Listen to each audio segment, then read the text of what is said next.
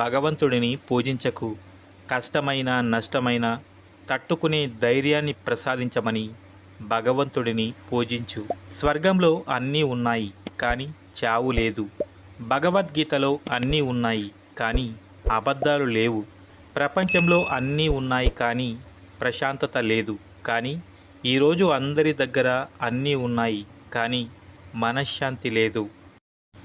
4 రోజుల బ్రతుకు కోసం నలుగురిని విమర్శిస్తావు. 3 వేళ్ళు నోట్లోకి వెళ్ళడానికి 7 లోకాలతో పోరాడతావు. చివరికి మిగిలేది బూడిదే అని తెలుసుకోలేక ఎందుకనో ఆరాటపడతావు. ఆ సిద్ధాంతం ఈ సిద్ధాంతం అంటూ అలుపు ఎరుగని పోరాటం చేస్తావు. ఇవన్నీ మిథ్య అని తెలుసుకుని బ్రతికిన 4 నాళ్ళు 10 మందికి మేలు కోరి కలిసి మెలసి బ్రతకడమే కదా మేలైన జీవన విధానం. సింహంలా పరిగెత్తాలని అందరికీ కుతూహలమే. కానీ సింహం నుంచి సైతం తప్పించుకునే జింక చాకచక్యం నేర్చుకోవడం కొందరికే సాధ్యం.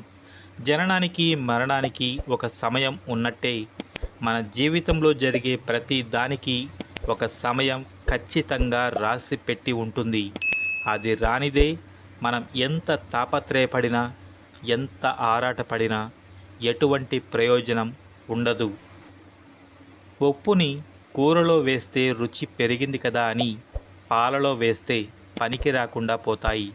పదార్థాన్ని బట్టి అవసరం, పనిని బట్టి ప్రాముఖ్యత ఉంటాయి. కాబట్టి నువ్వు ఎంత గొప్పవాడివి అయినా నీ అవసరం లేని దగ్గర నువ్వు మౌనంగా ఉన్నప్పుడే నీ విలువ పెరుగుతుంది. మీరు గొప్పవాళ్ళు కాకపోయినా పర్వాలేదు, కానీ ఈ సమాజానికి మాత్రం మంచివాడిలాగా అస్సలు కనిపించవద్దు. ఎందుకంటే ఈ సమాజం మంచివాళ్ళని ముంచుతుంది. అందుకే నోరు లేని మేకలనే బలి ఇస్తారు కానీ సింహాలను బలి ఇవ్వరు. గుర్తుపెట్టుకోండి. ఇప్పుడు ఉన్నది కలియుగం కాదు, అవసర యుగం. ఎప్పటి వరకు అయితే మీరు మీకు నచ్చినట్టు బతుకుతారో అప్పటి వరకు మీరు చాలా మంచివాళ్ళు. ఒక్కసారి మీ మనస్సుకు నచ్చినట్టుగా బతకడం మొదలు పెడితే క్షణాల్లోని చెడ్డవాడివి అయిపోతారు. ఆకలిగా ఉన్నప్పుడు దొరకని అన్నం, అలసిపోయినప్పుడు దొరకని నీడ, దుఃఖంలో రాని బంధాలు, కష్టంలో తోడు ఉండని స్నేహం, చచ్చిన తర్వాత చూపే ప్రేమ వ్యర్థం. మనీ మీద ఆశ పెరిగే కొద్దీ ఆరోగ్యం, బంధాలు, ప్రేమ, ఆప్యాయతలు అన్నీ దూరం అవుతాయి. కొబ్బరి చెట్టు ఎత్తు పెరిగే కొద్దీ పాత మట్టలు రాలిపోతూ ఉంటాయి. అదేవిధంగా మీలో జ్ఞానం పెరిగే కొద్దీ తన పర భేదాలు తొలగిపోతూ ఉంటాయి. జీవితంలో అబద్ధం చెప్పేవాడినైనా క్షమించవచ్చు, కానీ అబద్ధం చెప్పి ఇదే నిజం అని నమ్మించే వాడిని మాత్రం జీవితంలో క్షమించవద్దు. నిజం చెప్పాలంటే ఈ కాలంలో మనుషులు ఎలా ఉన్నారంటే మనం ఎదురుగా ఉన్నంతసేపు మన గురించి మంచిగానే మాట్లాడతారు. ఒకవేళ పక్కన లేకపోతే మనపై లేని వాటిని కూడా కల్పించి మరీ చెబుతారు. ఇదే నేటి సమాజం. మనశ్శాంతి లేని జీవితం మరణం కంటే ఎక్కువ ప్రమాదం.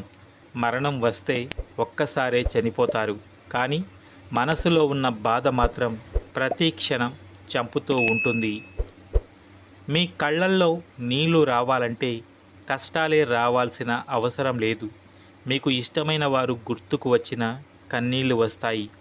మనసు నిండా స్వచ్ఛమైన ప్రేమ ఉన్నవాడికి గుండె నిండా బాధ, నిద్ర లేని రాత్రులు ఖచ్చితంగా ఉంటాయి.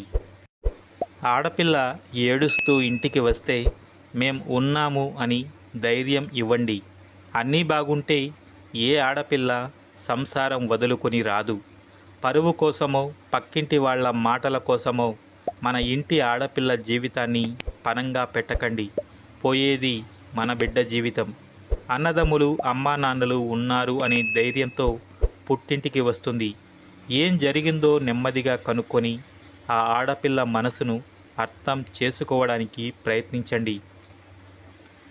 లక్షలు సంపాదించే భర్తతో భార్య సంతోషంగా ఉంటుందో లేదో తెలియదు, కానీ కష్టాల్లో తోడుగా ఉంటూ బాధలో ఓదారుస్తూ అన్ని వేళలా అండగా నిలిచే భర్త ఉంటే అంతకంటే ఆడదానికి అదృష్టం ఏముంటుంది?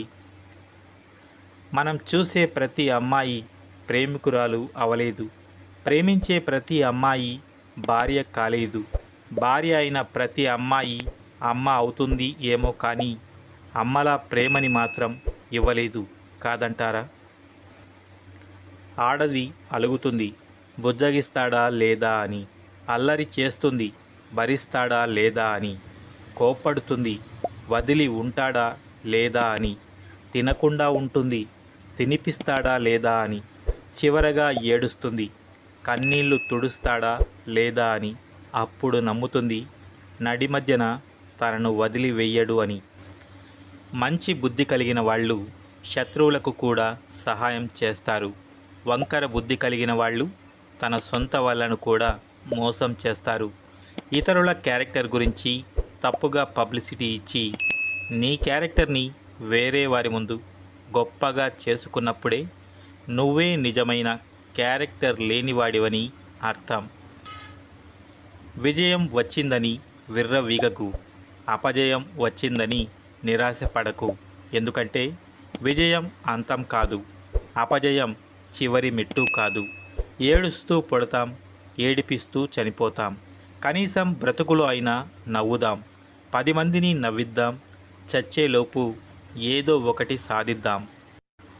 కొన్ని బంధాలు దగ్గర ఉన్నప్పుడు వాళ్ళ విలువ తెలియదు, దూరం అయినప్పుడే తెలుస్తుంది. అప్పుడు తెలుసుకున్నప్పటికీ ఉపయోగం శూన్యం. మీరు చిమ్మ చీకటిలో ఉన్నప్పుడు ఒక చిన్న వెలుగు కనిపిస్తే ఎంత ధైర్యంగా ఉంటుందో, మీరు కష్టాలలో ఉన్నప్పుడు మిమ్మల్ని ఓదార్చే ఒక వ్యక్తి మీతో ఉంటే అంతే ధైర్యంగా ఉంటుంది. మీరు దురదృష్టాన్ని చూసి బాధపడకండి, అదృష్టం మీద ఆశపడకండి. మీ కష్టాన్ని మీరు నమ్ముకొని ముందుకు వెళ్ళండి. అన్నీ మీ వెనకే వస్తాయి. నుదుటి రాతలు గీతలు అంటూ కూర్చుంటే కుదరదు. ఏదైనా నువ్వు కష్టపడితేనే ఆస్తి అయినా, ఉద్యోగం అయినా, ఫాలోయింగ్ అయినా, పాపులారిటీ అయినా వస్తుంది. మీ యొక్క కష్టాలు మీకు ఎలా బ్రతకాలో నేర్పిస్తాయి. ఎవరిని నమ్మాలో ఎవరిని నమ్మకూడదో అర్థం అయ్యేలా చేస్తాయి. అందుకే కష్టాలు వచ్చినప్పుడు నేర్చుకోవడానికి ప్రయత్నించండి, కానీ పారిపోవడానికి ప్రయత్నించకండి. నీలో మార్పు రానంత వరకు రోజులు మారినా, సంవత్సరాలు మారినా నీ జీవితంలో ఎటువంటి మార్పు రాదు. మీరు కావాలనుకున్నప్పుడు ఏదీ రాదు. మీకు రావాలని రాసి పెట్టింది ఏదీ ఆగదు. రాలేదని కృంగిపోకండి, వచ్చిందని పొంగిపోకండి. జరిగేవన్నీ మీ కర్మలో భాగమే, కానీ జరిపించేది అంతా ఆ భగవంతుడే అని తెలుసుకోండి. నీవు పట్టుకున్న దానిని విడిచిపెట్టకు. విడిచిపెట్టే ఉద్దేశం ఉన్నప్పుడు పట్టుకోకు. అది ఆశయమైన, బంధమైన. చిన్న చిన్న అడ్డంకులకు కృంగిపోయేవాడికి ఎప్పుడూ అపజయమే వరిస్తుంది. విజయం లభించాలంటే వాటిని అనుభవాలుగా మార్చాలి. మీరు ప్రతీకారం కోసం ఏమీ చేయకండి. కాలమే అన్నింటికీ సమాధానం చెబుతుంది. ఒకరు నీకు చెడు చేసినంత మాత్రాన నువ్వు వాళ్లకు చెడు చేయవలసిన అవసరం లేదు. వాళ్లే చెడిపోతారు. ఎందుకంటే కొలనులో నీటి ప్రశాంతతను రాయి తాత్కాలికంగా చెడగొట్టవచ్చు. కాసేపటి తర్వాత నీరు తేరుకొని నిర్మలంగా ఉంటుంది, కానీ రాయి మాత్రం ఎప్పటికీ నీటి అడుగునే ఉండిపోతుంది. నీ బలం ఎవరికీ తెలియకపోయినా పర్వాలేదు, బతికేయవచ్చు. కానీ నీ బలహీనత మాత్రం ఎవరికీ తెలియనివ్వకు, బ్రతకనివ్వరు. నిన్ను కన్నవారిని ఒంటరిని చేసి నువ్వు కన్నవారితో సంతోషంగా ఉంటున్నావని అనుకోకు బ్రదర్.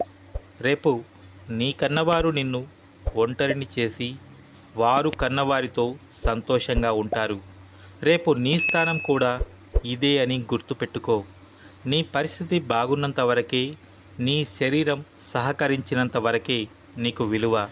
నీ పరిస్థితి తారుమారైనప్పుడు, నీ శరీరం సహకరించినప్పుడు నిన్ను ఎవ్వరూ పట్టించుకోరు. చేసే పని చిన్నది అని సిగ్గుపడకు. కోట్లు కూడబెట్టిన ప్రతి ఒక్కరూ మొదట కూటికి లేనివారే అని మర్చిపోకు. నీకంటే లేనివాడిని చూసి ఎగతాళిగా నవ్వుకోకు.